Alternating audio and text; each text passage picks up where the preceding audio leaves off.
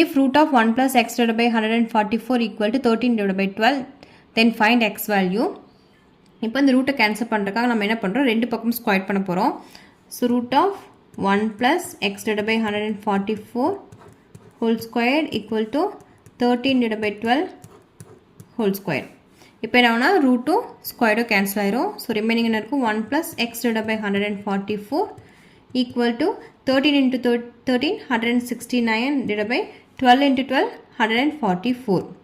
Okay, இப்போ என்ன ஆகுனா இந்த இடத்துல வந்து டிவிஷன்லேயும் சேமாக இருந்தால் தான் ஆட் பண்ண முடியும். ஸோ அதனால் நம்ம எல்சிஎம் எடுக்கும்போது என்ன ஆகுனா 144 plus x divided by 144 equal to 169 divided by 144.